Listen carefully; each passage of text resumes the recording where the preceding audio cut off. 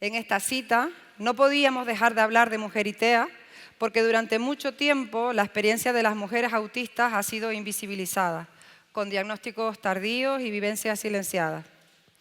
La mayoría de estudios, herramientas y discursos siguen centrados en perfiles masculinos, dejando fuera realidades que también necesitan ser comprendidas y acompañadas. Si un Congreso Nacional de Autismo quiere ser realmente representativo, debe incluir todas las voces del espectro.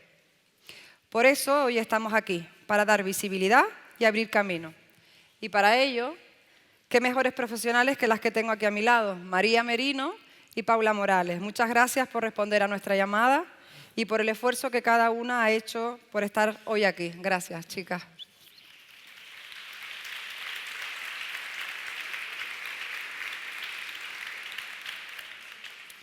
Esta gente tan grande, cuando ha visto la chuleta que tenía de todo su currículum, ha dicho recorta, recorta, pero yo aquí ya no voy a recortar y lo voy a tener que leer. Y he recortado, ¿vale? En primer lugar, escucharemos a Paula Morales, que nos viene a contar por qué seguimos investigando en mujeres y autismo. Necesito que sepa que Paula es doctora en psicología y psicóloga general sanitaria, dedicada al ámbito del autismo desde hace 14 años a nivel académico y en atención directa en la Asociación Aspercam en Tarragona, vinculada a las dos universidades, a la Oberta en Cataluña y a la Universidad Pública de Tarragona. Especializada en epidemiología, evaluación y diagnóstico y específicamente en el perfil de mujer y autismo. Nuestra ponente ha centrado su trabajo en la detección del autismo en el entorno escolar, siendo autora del cuestionario EduTEA, premiado por AETAPI. Ha investigado la prevalencia del autismo, su comorbilidad y problemas emocionales. Ha colaborado en guías de detección y publicaciones claves sobre mujeres y autismo.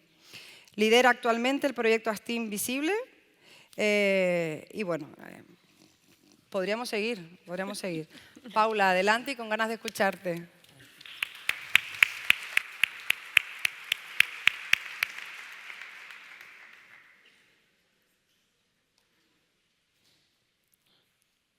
Me pondré más para aquí, que si no, estaba con...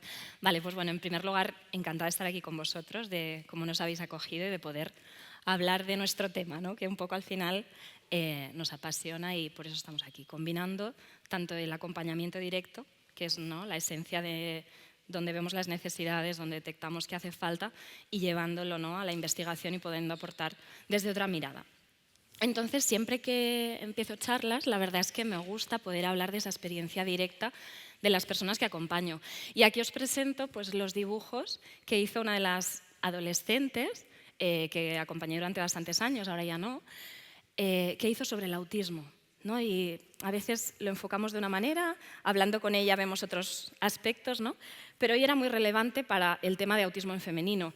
Y es porque ella describía con 17 años entonces cómo el autismo no eran unas reglas en la primera imagen, unas reglas distintas de cómo debía funcionar en el mundo social, de cómo debía actuar. Decía, no tengo scripts, no sé cómo hacer, ¿no? Voy perdida, tengo unas instrucciones distintas, esto no suena mucho.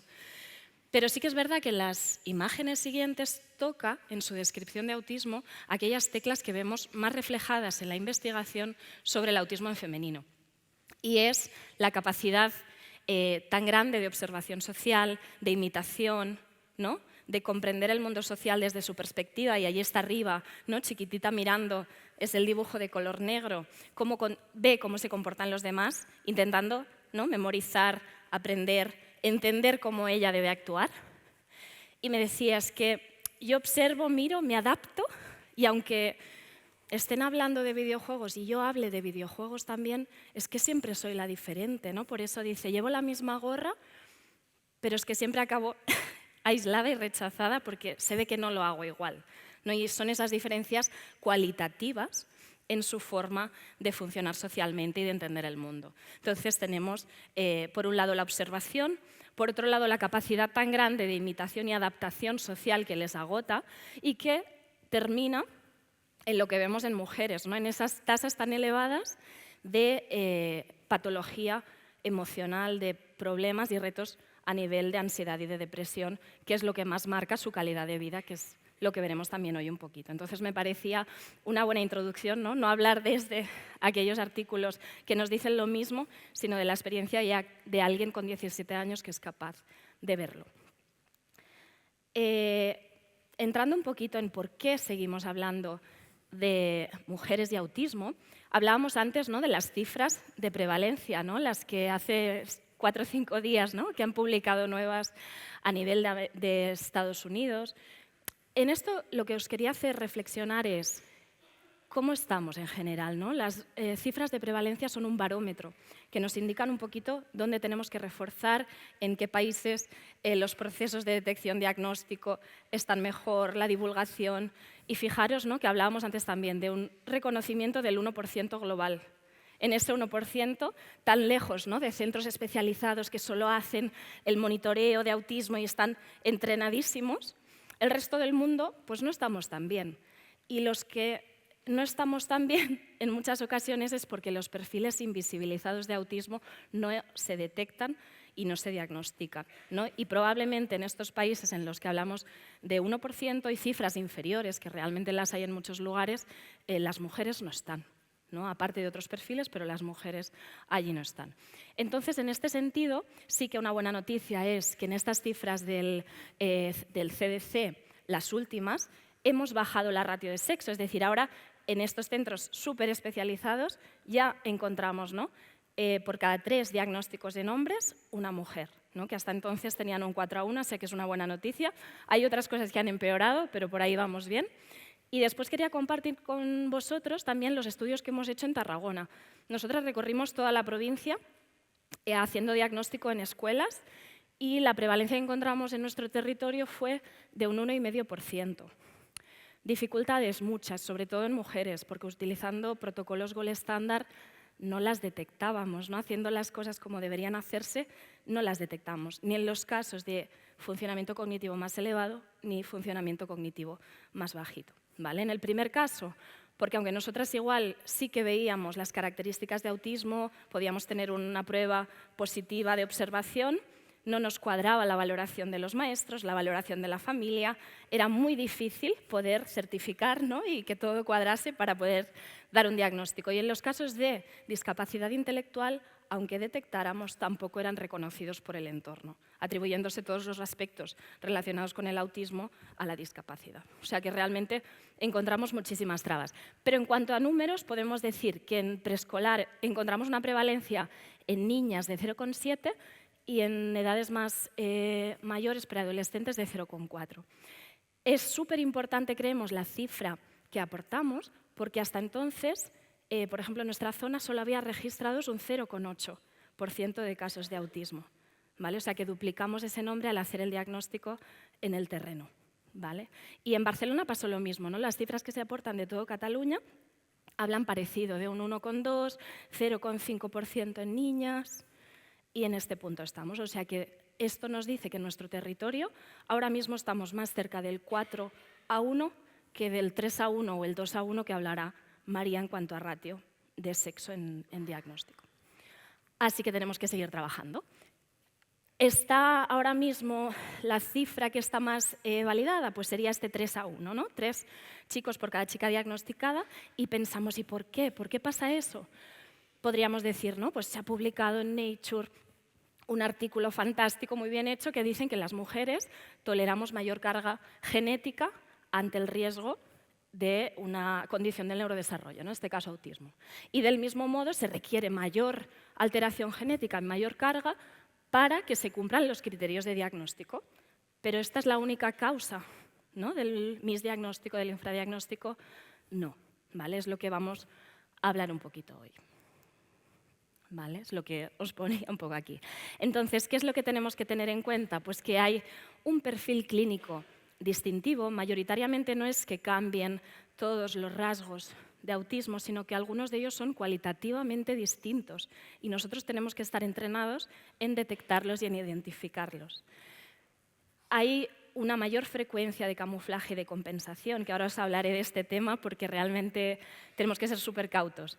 Factores culturales y sociales que afectan a cómo educamos a las niñas y a los niños. La exigencia que hay muchas veces mayor en niñas de pórtate bien, no seas rara, no hagas esas cosas raras, mejor si eres tímida, inhibida, que a veces valoramos mucho algunos elementos que contribuyen a que estos rasgos de autismo queden muy invisibilizados, ¿no? Entonces, tenemos factores culturales, tenemos instrumentos de diagnóstico y de cribado que no han sido diseñados en su mayoría contemplando la evidencia científica en mujeres, se han adaptado, se han propuesto algunos elementos, pero no hasta los últimos años se han desarrollado pruebas específicas para mujeres.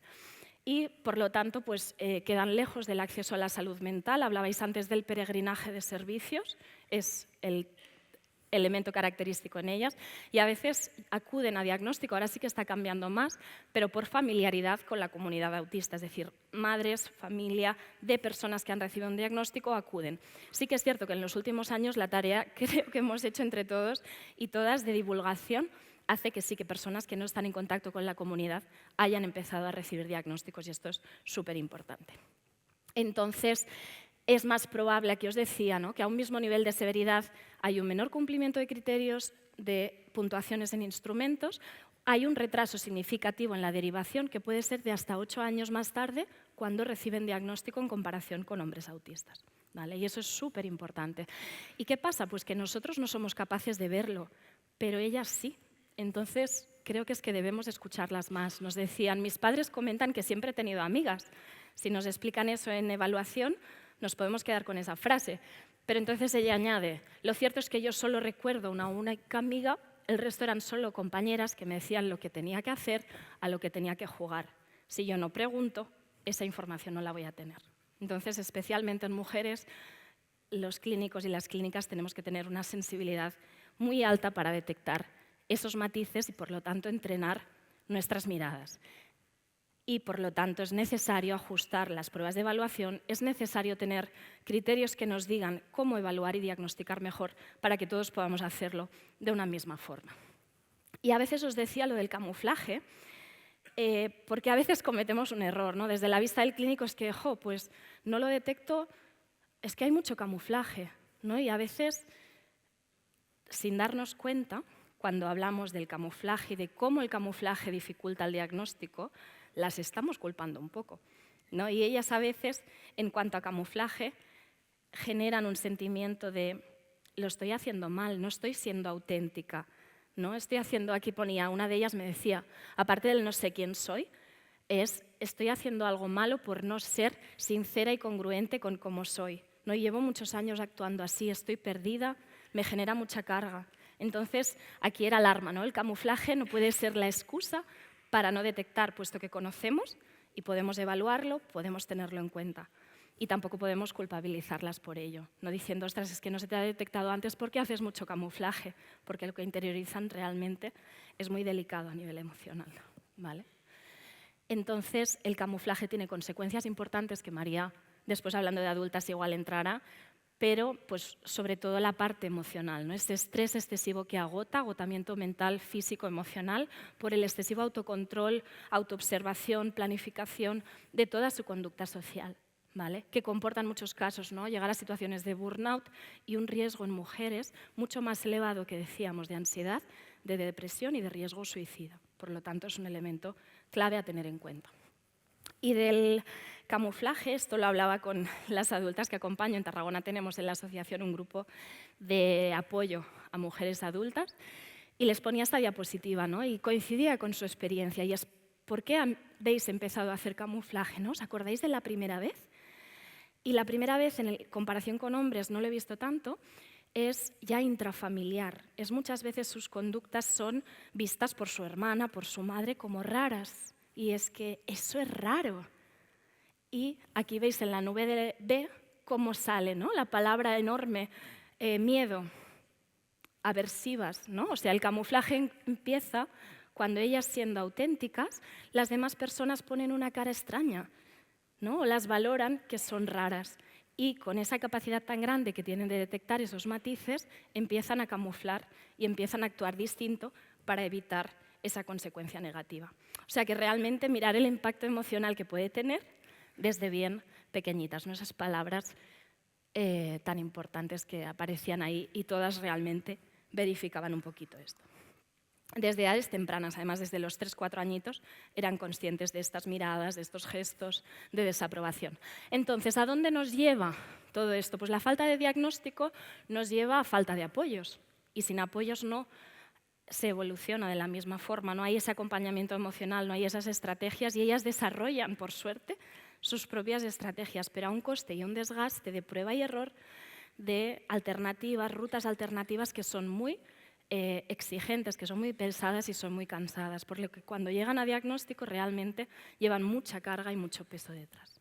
No hay una vivencia de fracaso importante, el impacto emocional, el impacto social y una de las cosas más importantes que influyen, que también después María os hablará en relación al trauma, es el riesgo tan grande de victimización que está constatado en mujeres adultas sin diagnóstico de autismo, como incrementa el riesgo de victimización y de abuso sexual. ¿Vale? Y en este sentido, voy un poco tarde, pero bueno, os quería presentar el estudio que publicamos desde la Mesa de Mujeres, donde cuantificábamos un poquito la calidad de vida, ¿no? Donde se ve reflejado al final todo este recorrido vital que os comentaba.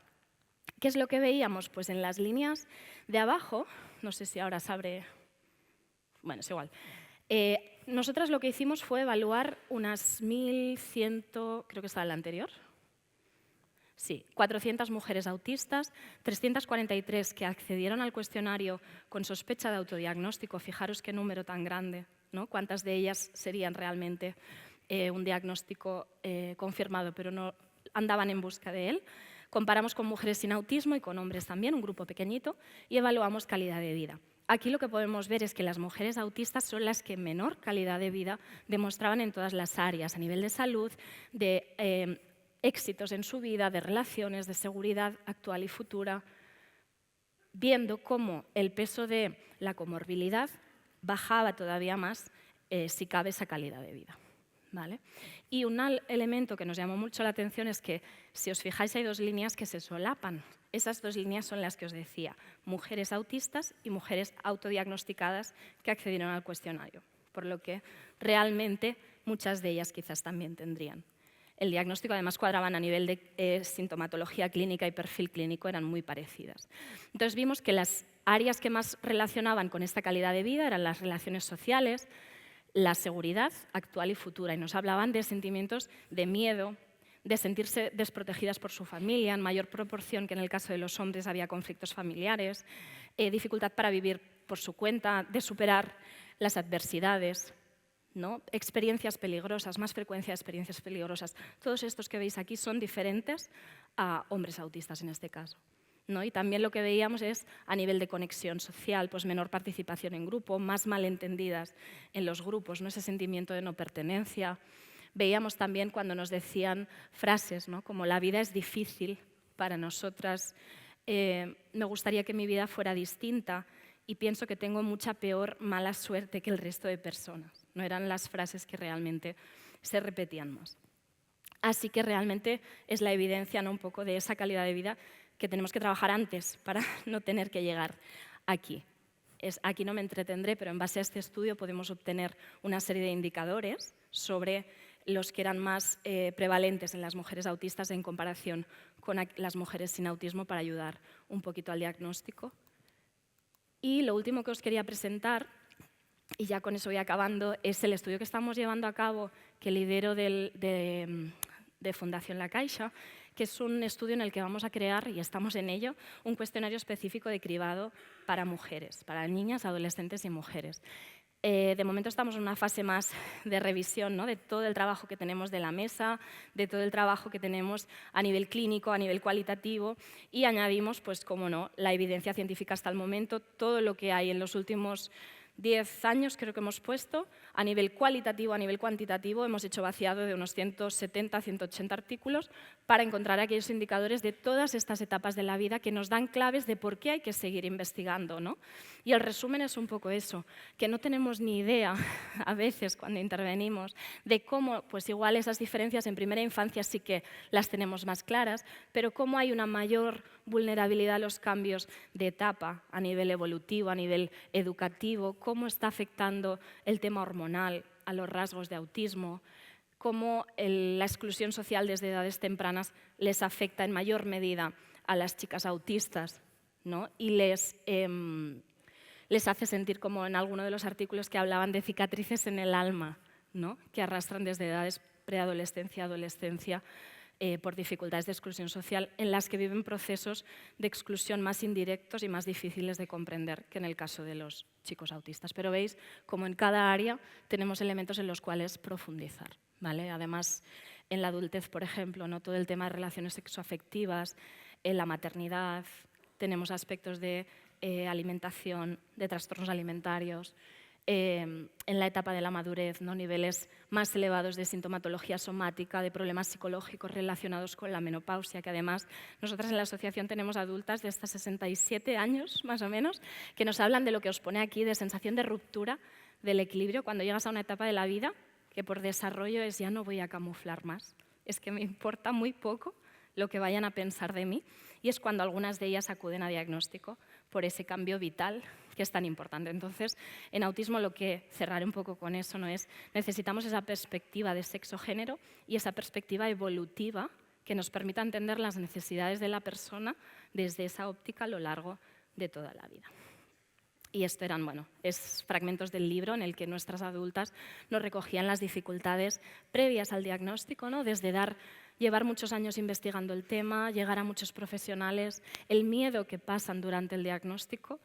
Y ahí lo único que quería aportar es, ¿no? Que lo hablábamos antes, ¿no? El hecho de que todas las entidades estemos muy saturadas, cómo comporta que mujeres adultas acudan a diagnósticos a centros no especializados, y esto se sume como experiencias más de trauma, donde lo han pasado francamente mal, donde no se han hecho las cosas de una forma sensible, llegan con un diagnóstico que apenas tampoco es válido, aunque sea certero, y tienes que acompañarlas a integrar y a procesar todo aquello que han vivido. Entonces, seguimos teniendo muchos retos, por eso no podemos parar y os queríamos pues eso, agradecer que nos dierais este ratito de voz para poderos presentar esto. Así que bueno, muchas gracias.